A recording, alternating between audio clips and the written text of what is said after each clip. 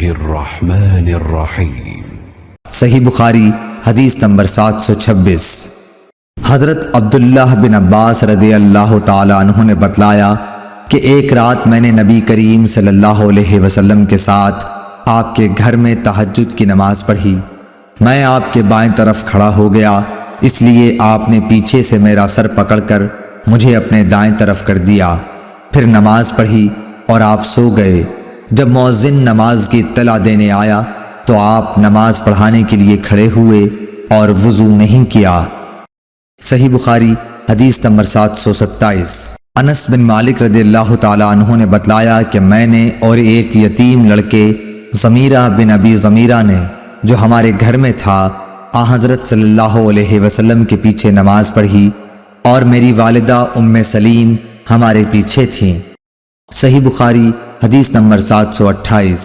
ابن عباس رضی اللہ تعالی عنہ نے بتلایا کہ میں ایک رات نبی کریم صلی اللہ علیہ وسلم کے بائیں طرف آپ کے گھر میں نماز تہجد پڑھنے کے لیے کھڑا ہو گیا، اس لیے آپ نے میرا سر یا بازو پکڑ کر مجھ کو اپنے دائیں طرف کھڑا کر دیا۔ آپ نے اپنے ہاتھ سے اشارہ کیا تھا کہ پیچھے سے گھوم آؤ۔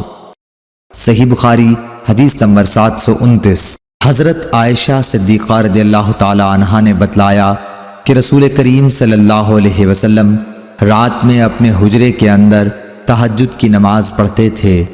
حجرے کی دیواریں پست تھیں، اس لیے لوگوں نے نبی کریم صلی اللہ علیہ وسلم کو دیکھ لیا اور کچھ لوگ آپ کی اقتداء میں نماز کے لیے کھڑے ہو گئے۔ صبح کے وقت لوگوں نے اس کا ذکر دوسروں سے کیا، پھر جب دوسری رات کھڑے ہوئے تو کچھ لوگ آپ کی اقتداء میں اس رات بھی کھڑے ہو گئے۔ یہ صورت 2 یا 3 راتوں تک رہی۔ اس کے بعد رسول اللہ صلی اللہ علیہ وسلم بیٹھ رہے اور نماز کے مقام پر تشریف نہیں لائے۔